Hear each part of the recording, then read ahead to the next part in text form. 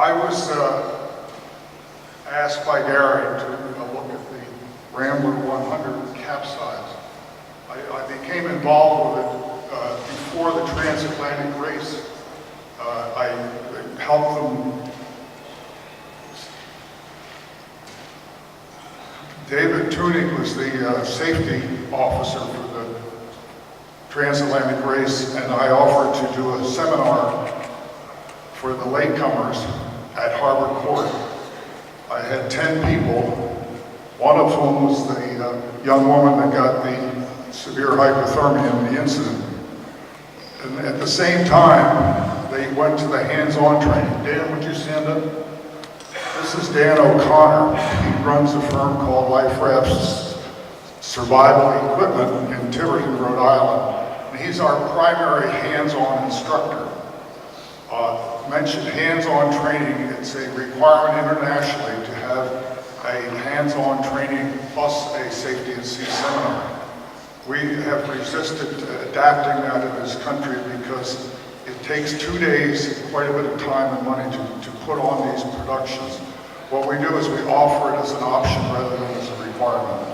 So far we've had 800 people go through it, and it's selling itself.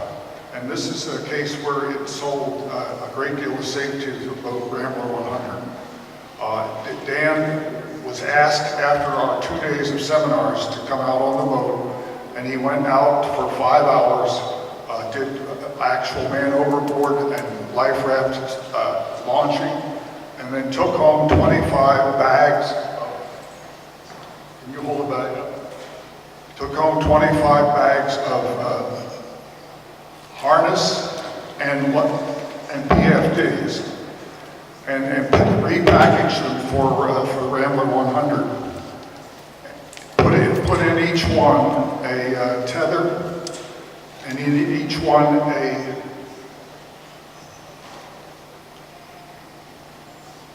package that had 2 items in it, 3 items in it: a warm hat, a strobe light, and a personal locating beacon. We have examples of those right here. These were packed separately in something called a fanny pack and then installed in the bag. When he bought them back, he told the crew that he had attached the leg straps to the PFDs and the tethers. And some of them did not like that. Many of them roll them up or take them off because they don't like to have leg or crotch straps on them. They went through the transatlantic. Get this, they crossed the Atlantic in 6 days and 22 hours. So basically they're defending the title of the fastest monohull on Earth. 100 feet long, 21 people aboard. It was built originally by as a boat named Speedboat, and don't get old, you have to wear eyeglasses to read. Did anyone here sail on Speedboat? I know one did, yes. I should have asked, are there any survivors of the Rambler incident in the audience? Well, I've talked to all of the people that inspected the boat before the transatlantic, and I've talked to at least 6 or 7 people that have been on the boat. I have some diagrams and some pictures of the boat. Here it is with the keel, as I call this my before picture. It was redone as a 100-foot super maxi and IRC rated, and campaigned by George David and a crew of 21 people, all professionals. It entered the transatlantic race that I told you about.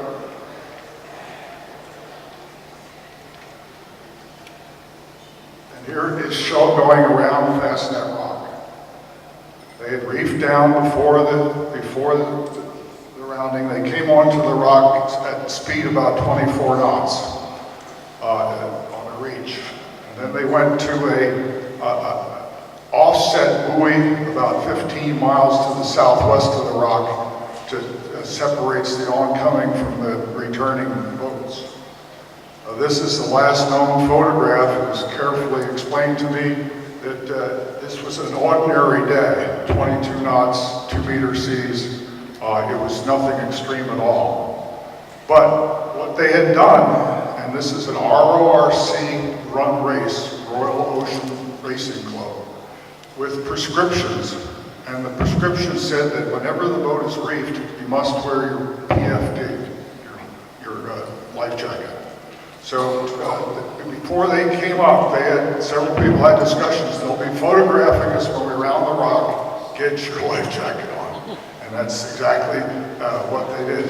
They're believers now. They think that's a wonderful rule, and they've recommended that we try to include that in the U.S. rules, and that'll become part of one of my recommendations. The track, this is the fastnet rock. This is the offset mark. And then the capsize area is here. The wind, I can't make that arrow twist for some reason. So the wind was veering. And this partially explains why the follow-on boats were not able to see them. The boat, I kept leopard rounded the rock 34 minutes after they did. And it went on its leg, it passed the upturned boat about 300 meters. Now you have to realize that the weather is very iffy, fog, it's very noisy, but there were 16 people on the top of that boat that were screaming, using flashlights and whistles, and all trying to get attention of sea leopard. What I didn't tell you is all 21 got out. 5 were separated from the boat, and they followed the rule that they were taught of staying together. They were taught to survive in a circle so that they would, and this is the hands-on training that Dan gave them over to, and they received this internationally as well. So what happened, this is hard to see, I'm afraid. On the left, you see the fracture of the hull. Canting keel, water ballasted boat. Keel breaks off, 15 tons of keel goes to the bottom. Water ballast, the boat goes to mast goes in the water, and just as a dimension, with the boat on its beam, the people on the lifeline, the high side, were 20 feet above the water. So the stanchions started to pop under the weight of the people, and they walked down the boom and individually calculated. And this is something that has come out over and over again. It wasn't that they practiced anything, or they were professionals, they were athletes. They were thinking calmly, no panic, and each one of them told their story in a narrative. When I first was asked to do this, I made up a questionnaire to go to each crew member, and I went to the owner and said, this questionnaire asks, where you were, what you were doing, how you survived, whether you helped others, whether others helped you. And I also said to him that I would not tell a narrative with names, and that I was not interested in selling a story or writing an article. That I was taught in the Navy, when you have an accident, to go into the room, close the door, figure out what happened before you figure out whose fault it is. And as it would happen, when I had a fellow on the pier with me in Newport that had done investigations on aircraft carriers, so he went over my questionnaire with me, and we thought it was pretty good. But as would happen when I approached George David, he had already sent the questionnaire out with almost all the questions that I had asked. So we struck a deal that these personal narratives, 21 narratives, would be my major source for this review. People started falling in the water, jumping in the water. Down below, there were 4 people in the bunk and 2 people at the nav table. They were able to get out, all of them in one way or another, but the key was they couldn't bring anything with them because there was no time to put boots on or anything else. They just had to get out. And the last story that was told, I think Peter Eisler, the navigator, told the story pretty vividly about how he was the last one to go out. He tried to issue a mayday, and then when he couldn't, he didn't get any response. He took the handheld, thought he would do it, but then he realized, I better get out of here. So he swam with the handheld, but on the way up he dropped it. So on top of the boat, there were only 2 PLVs. I started by saying that every person was given a personal locating beacon. They were given it in a fanny pack, which they chose not to wear. Only 2 people took it out of the pack, put it in their pocket or in their foul weather gear. And they were the only 2 pieces of electronics that sent a signal out. Then this became an issue. It's an Australian-built personal locating beacon, filled out on a NOAA form with a point of contact, G.G. Bernard, who was the personal assistant of George David in Hartford, Connecticut. And the rescue forces thought they were looking for a boat named, or a person named G.G. Bernard. And there was a lot of confusion on that. So the Mayday was not sounded by anyone for an hour and 3/4 while they sorted out the difference.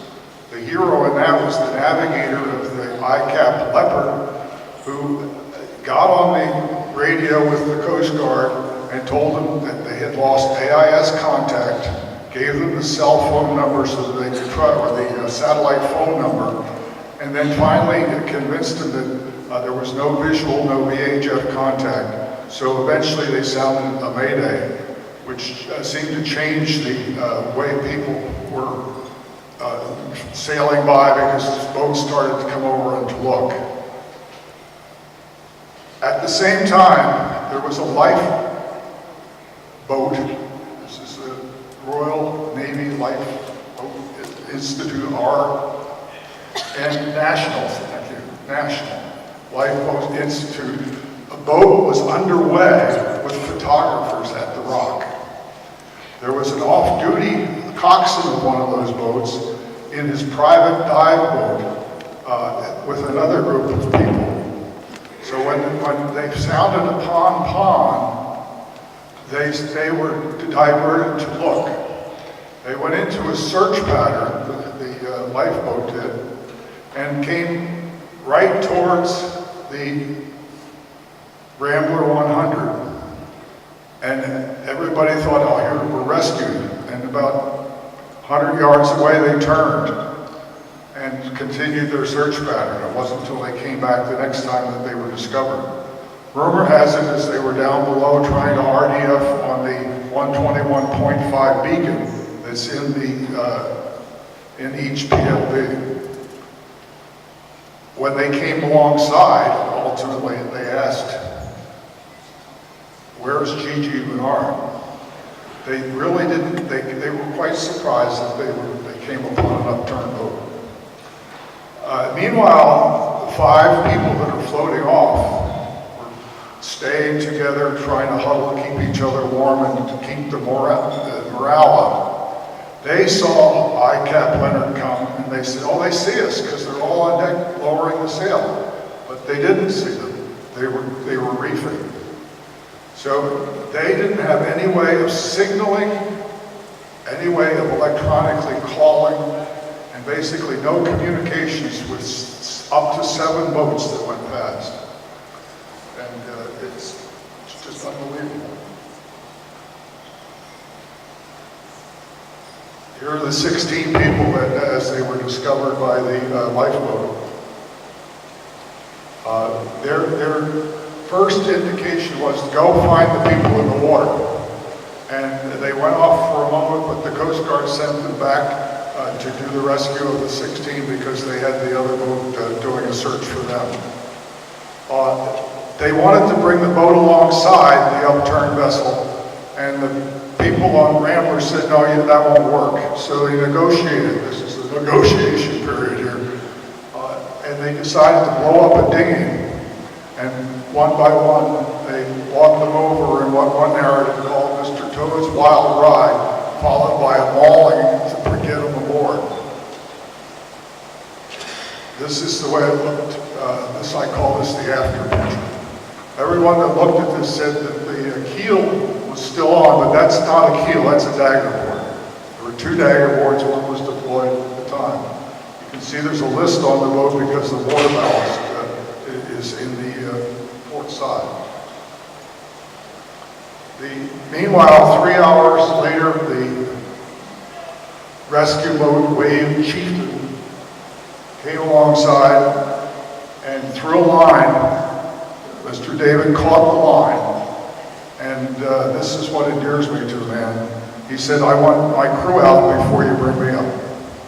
So I met him with that greeting that I wanted to meet somebody like that, and we have a good relationship in terms of telling me and showing me and giving me anything I want on this review.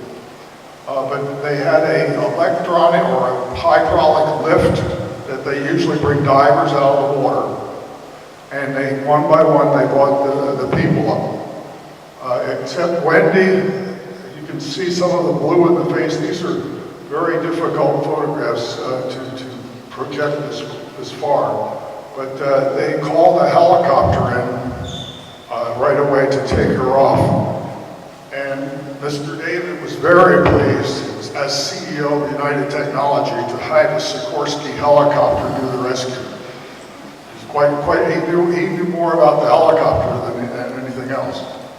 But then they rendezvoused the 2 boats and proceeded to Baltimore, to a sailing club in Baltimore. And I've been to that club. It's a very wonderful club. And they gave them food, drink, and 2 homes to live in. Okay, now we get to the review. I went over the following things. Crew narratives are the biggest.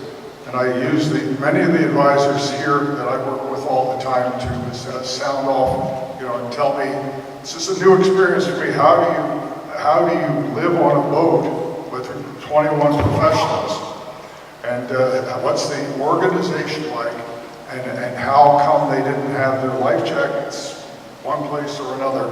And it's all explained very well. But what should you as a sailor learn? Love your combination life jacket and harness. Learn to carry more safety equipment than is put onto the life jacket. And learn something about abandoned ship and water survival.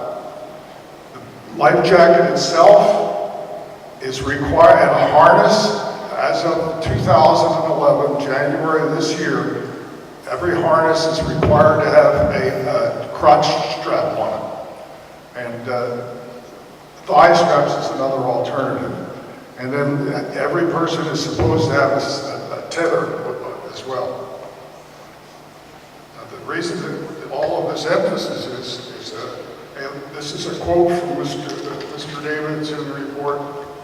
A life jacket isn't on until it's complete with the fitting and adjustment, crotch straps included, and your PLB and your strobe are on your person.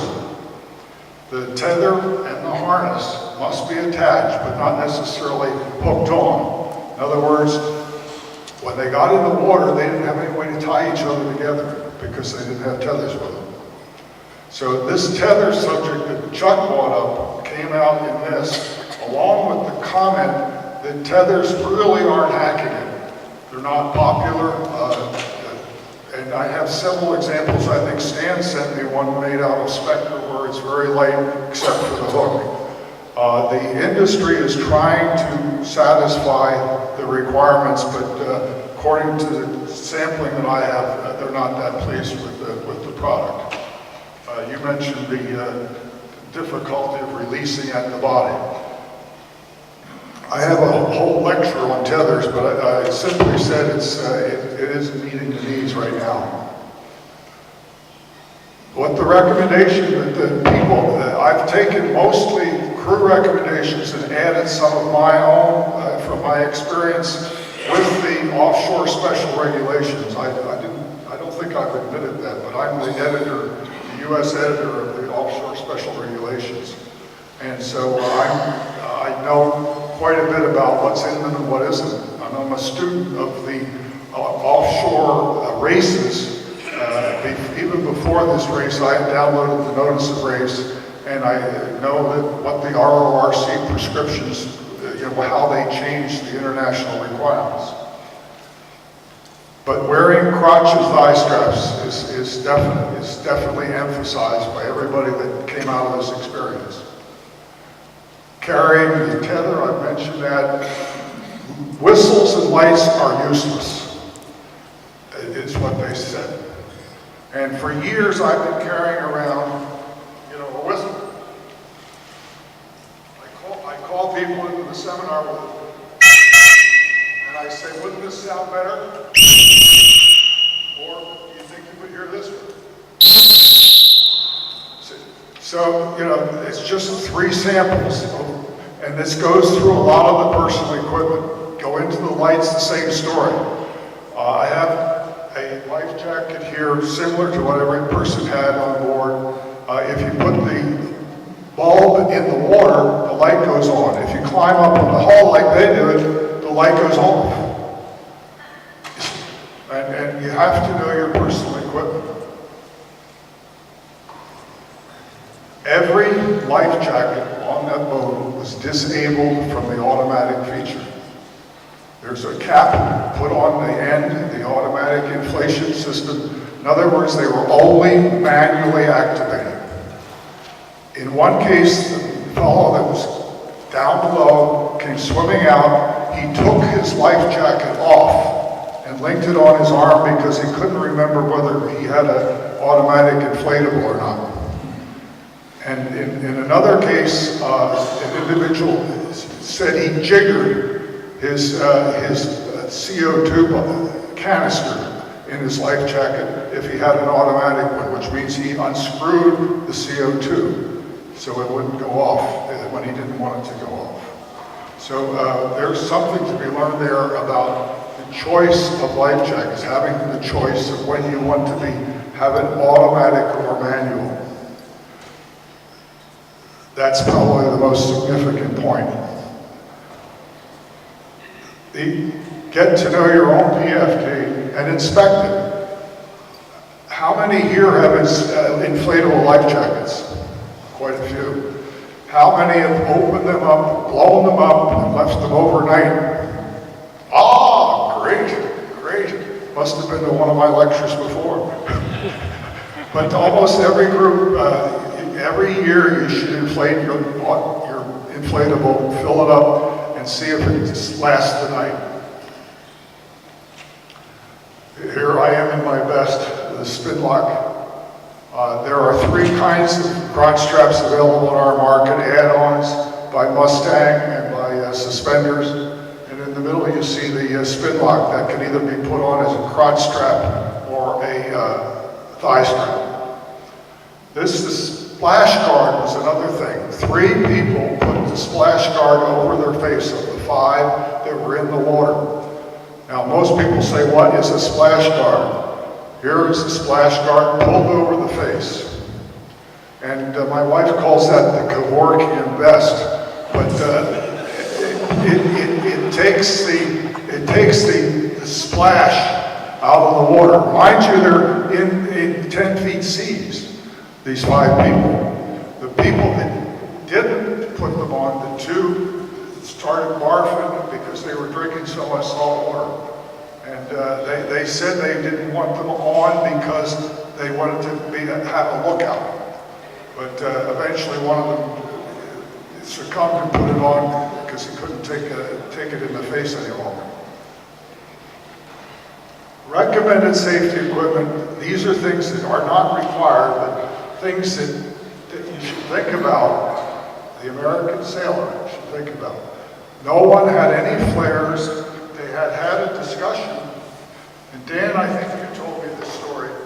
The idea was to get the laser flare, see, walking around the room here, that can be seen 20 miles. And I carry that personally instead of the small mini pocket flares, but when I do the transatlantic, I bought a half a dozen of them. Always tie them on a string so that you don't lose them in the water, but have some way of doing visual in the daytime and at nighttime. I have a mirror and flares. Okay. They had PLBs, person locating beacons. Looking into this right now, next Volvo is requiring a PLB that's AIS based. So I think we're going to see something in the marketplace on that. The PLB problem that they had was that the registration through NOAA did not mention the Fastnet race, did not mention the boat's name. So I've gone into the form, and it's an individual responsibility. The owner of the PLB, most of the times these young people bring these aboard themselves, have to go on the internet to update where they are so that if their beacon goes off, that the rescue authority doesn't have to struggle the way these fellas did in Ireland. Boat's name. The other thing that's really coming into itself, not as rapidly as they would like, is the Coast Guard has finished installing better antennas. And this is a DSC capable radio, handheld radio that can, if you press the red button on the side, it would sound an alarm on all of the vessels within VHF range. That digital selective calling was installed in the Rambler, but was not used. The other thing that was installed but not turned on was the SATCOM C, which has a red button. So one of the things that I learned in the Navy is you always turn everything on before you get underway. And usually we don't get underway until everything's working properly. But that, if either one of those had been pushed, then the racing fleet would have known about the incident. As it was, the only people that knew about the incident was the shore establishment, and they weren't even aware that there was a race. The rescue.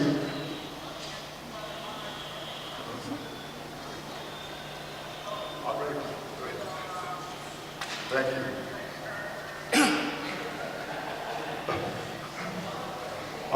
Before you can use a digital selective calling, you have to have an MMSI. On the long distance boats that go to different countries, that's part of your station license. If you don't know what it is, it really is something that you should write down and go look for a digital selective calling, because what I did is bring this from the cruising side.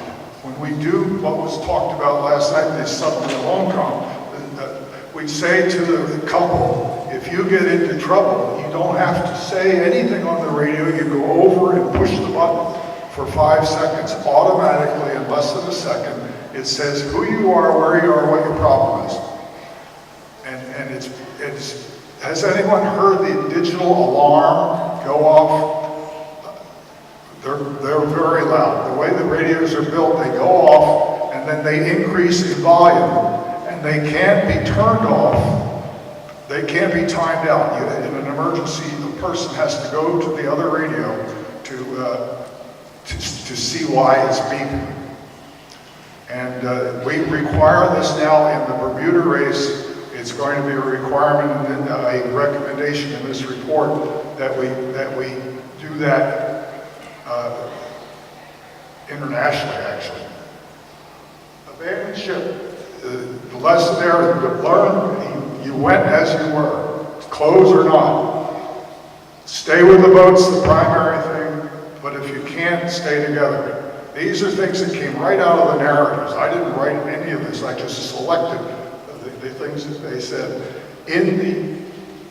When you stay together, you need to learn about help, heat, escape, lessening position, buddy straps. All of these PFDs have a buddy strap on them, something that you can latch onto.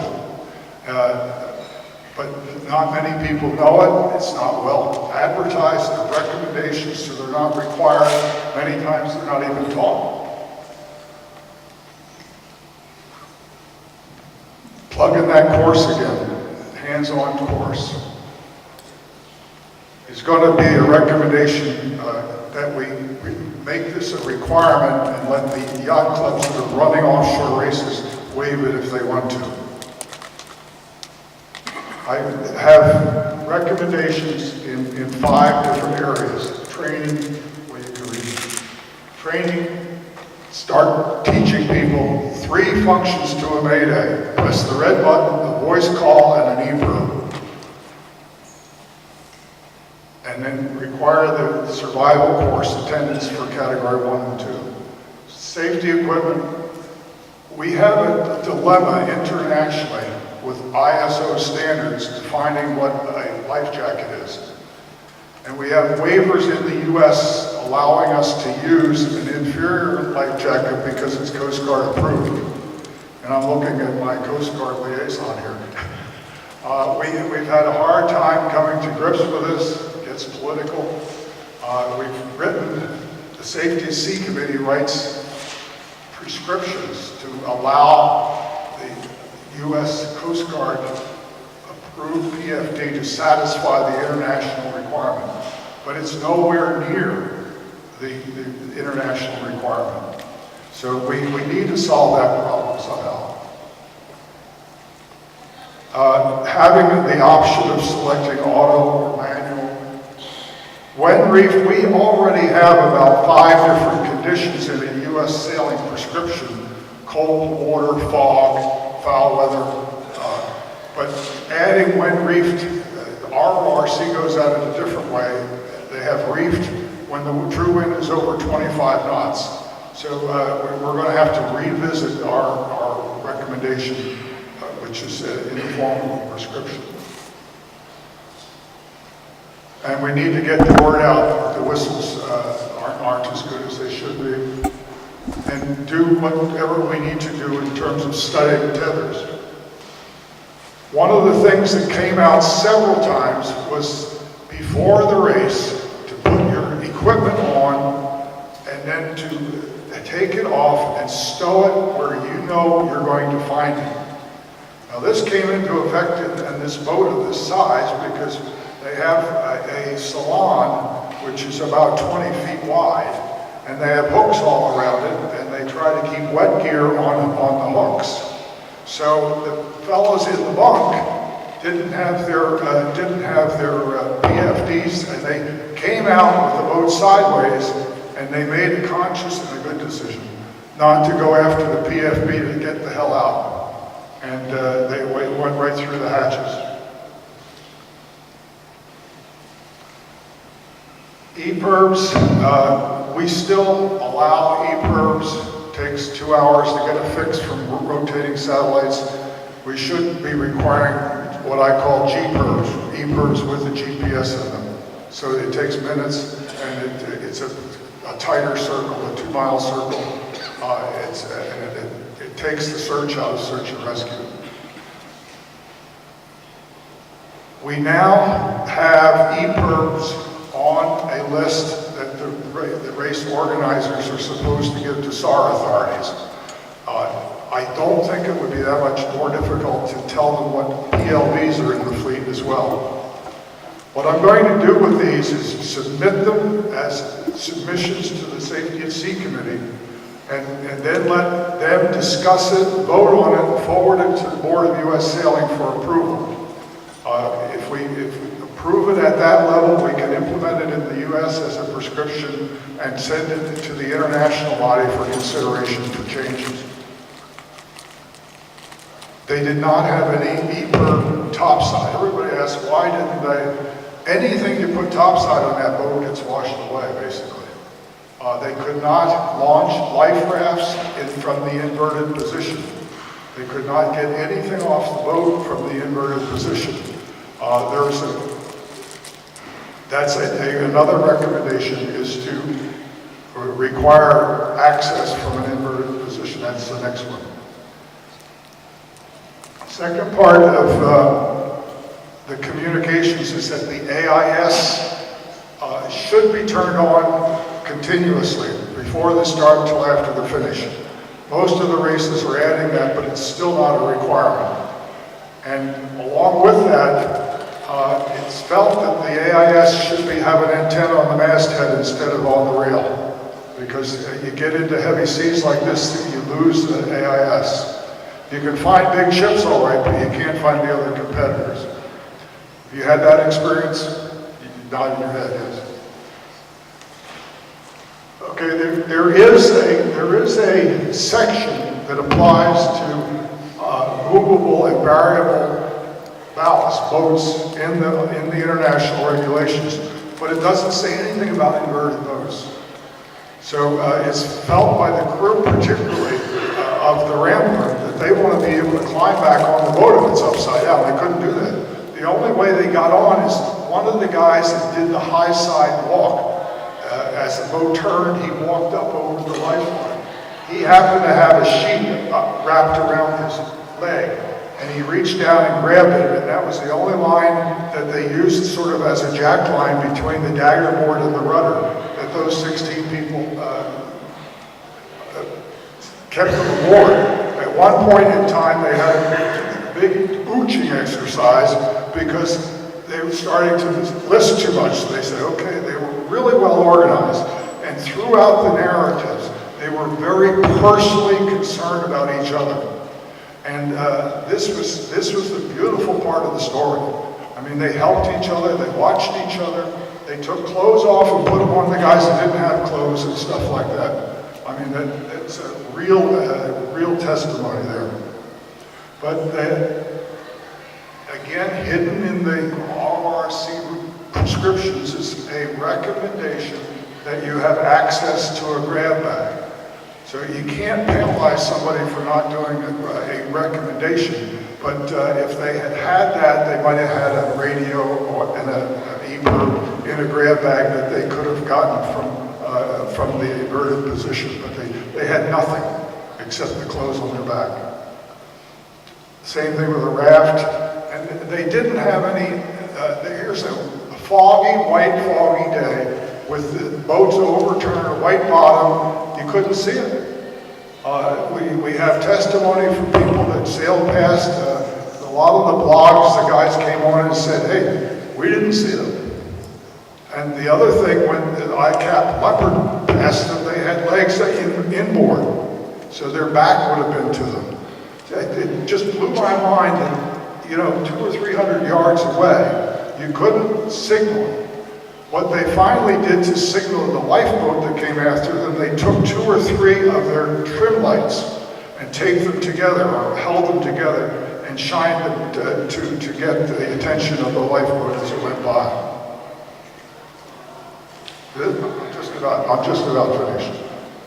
I did not try to analyze the keel failure. The boat's going in Gosport. The keel is being studied or the stump is being studied by Southampton University.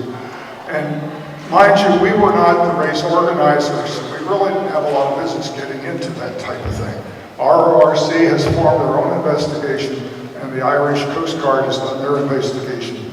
And so these are the questions that are not yet answered. The report itself is in this format and available online. And part of the interview, I realized how many people are fond of Fastnet Rock.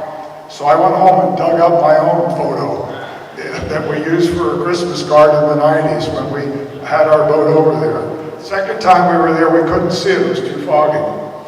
Here's a picture, I'm going to click through a couple things. Here's a picture of the main salon. There's 12 feet in that picture. That's half of the beam of the boat. The PFD is hanging in a bag, the one that I showed you here. Here's the way that people sleep. They basically dry and they go to the high side. So the bunks are on at the right side up, they would go up through the companionway. Turn it sideways, they drop down 20 feet. Or they go out to the right through the companionway. Put it upside down, they come out, walk across the ceiling, and dive down to get out. This is the other access through the nav station. Eventually 2 or 3 of them had to come aft to get out through the nav station. This is what it looks like from topside. That's it.